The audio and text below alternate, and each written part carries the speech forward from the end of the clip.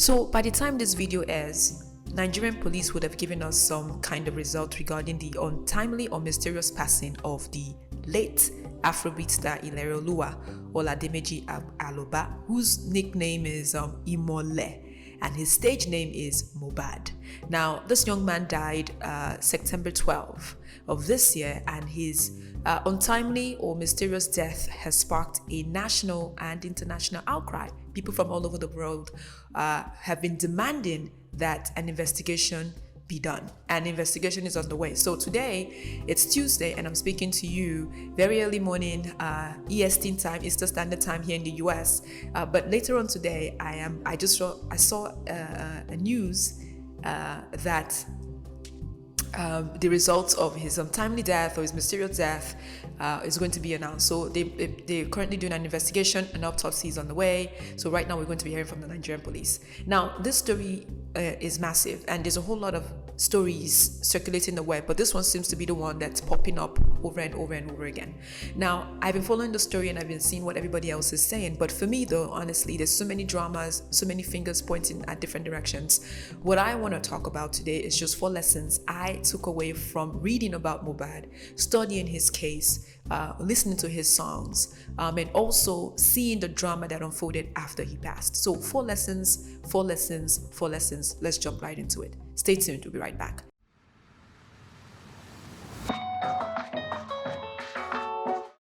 If you're joining me for the first time, welcome. My name is Imole, and I am a visual storyteller who happens to be visually impaired. Now I'm saying that so proudly. It took me so long to actually get comfortable with that particular statement, but welcome to my channel. We talk about all things Africa on this particular channel, this particular subject or video.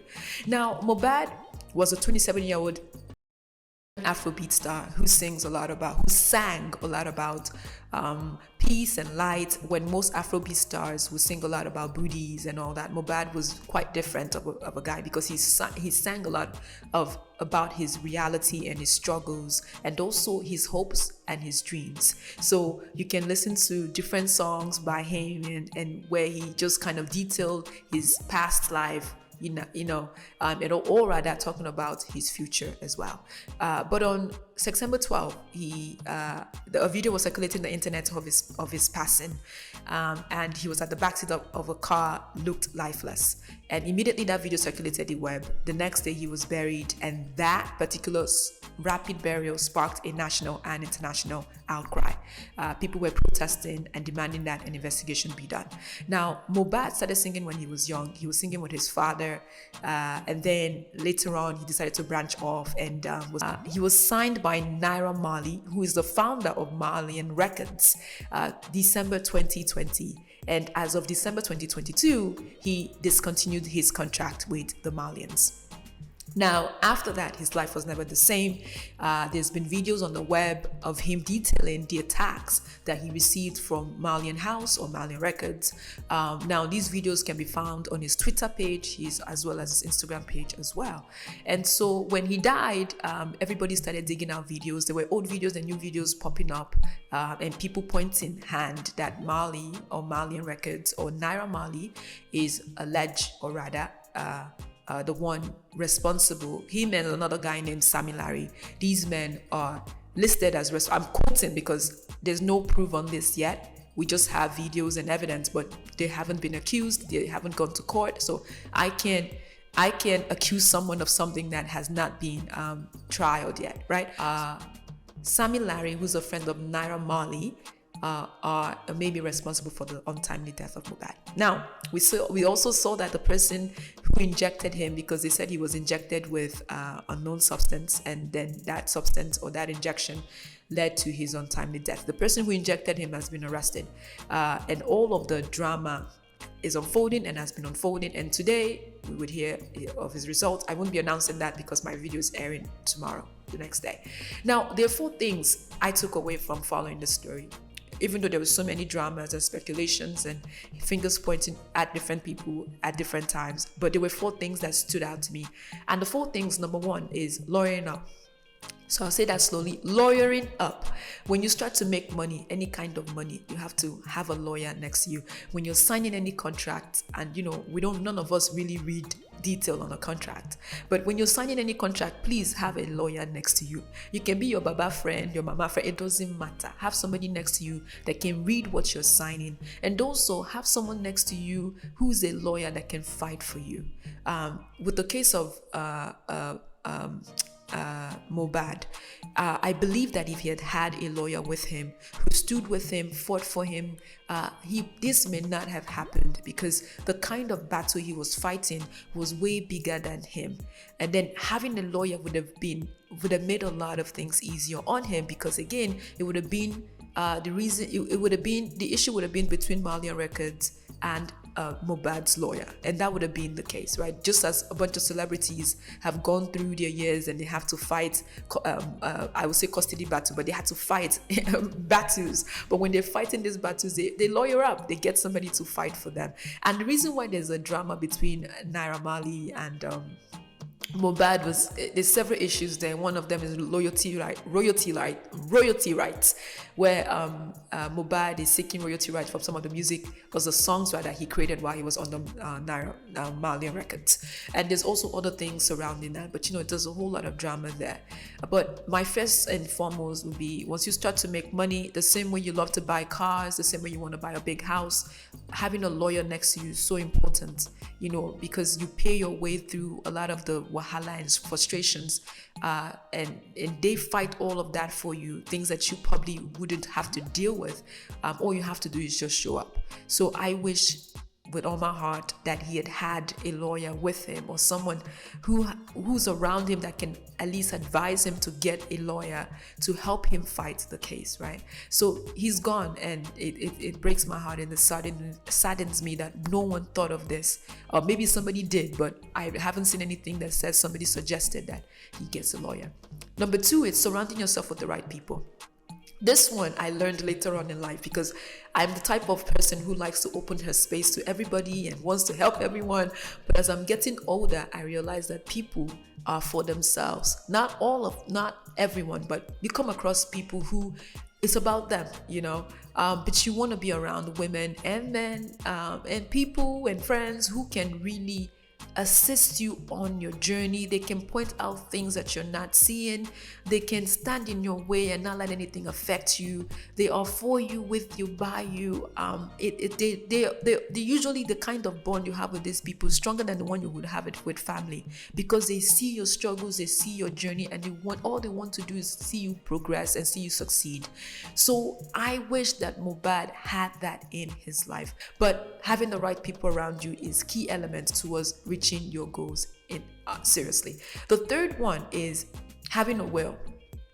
We don't think of wills.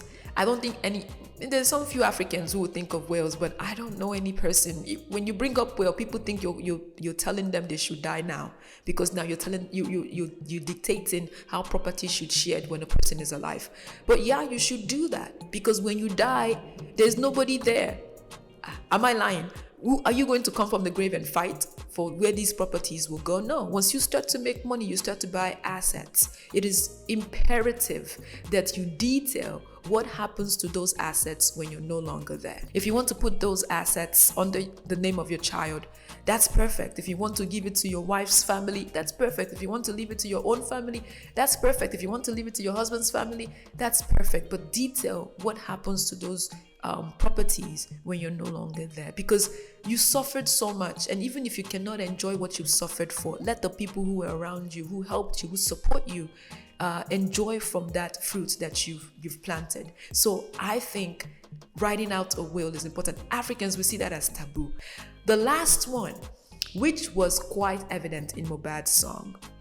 Most Afrobeats, as I said, sing a lot about, most Afrobeat stars will sing a lot about booties, they sing a lot about cars, and they sing a lot about women, they sing a bunch of, but Mohbad, yeah, he did sing, some of his songs were about that, but majority of them were really about his mental state.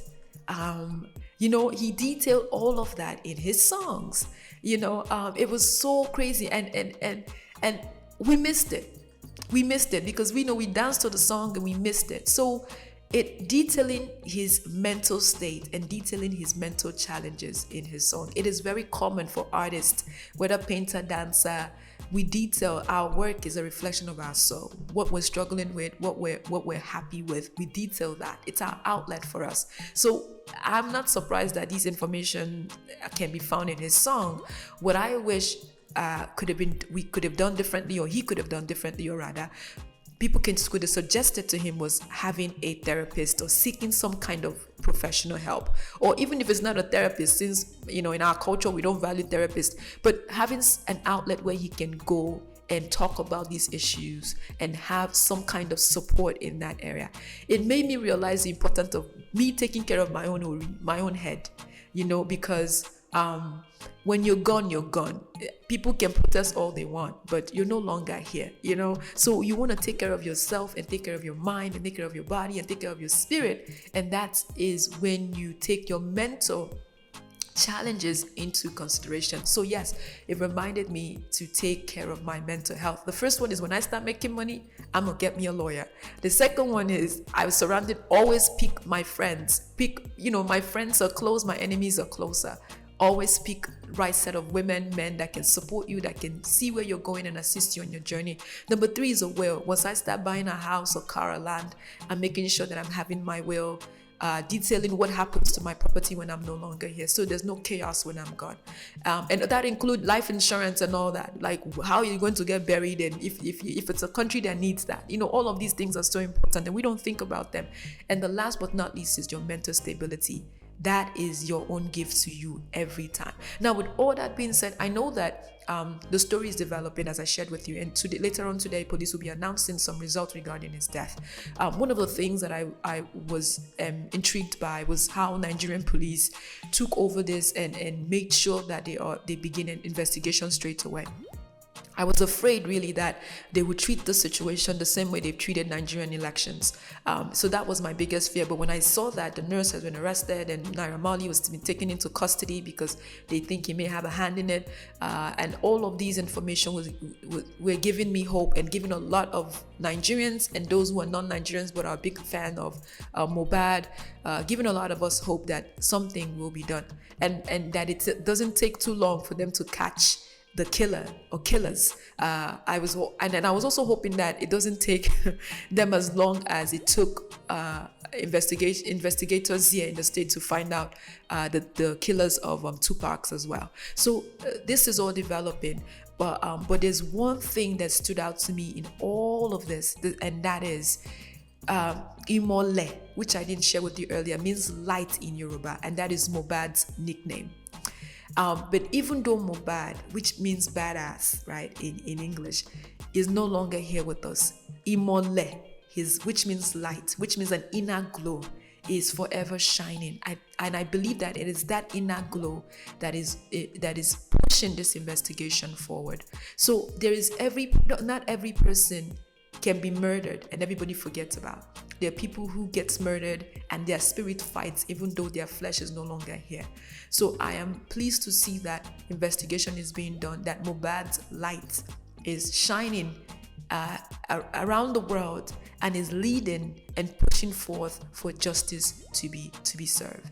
So I do want to thank you all for watching. If you know any detail regarding the story, you want to share your own opinion, you want to add to the list that I gave, please be sure to comment below. I do want to thank you for joining me today, and I'll see you again next time.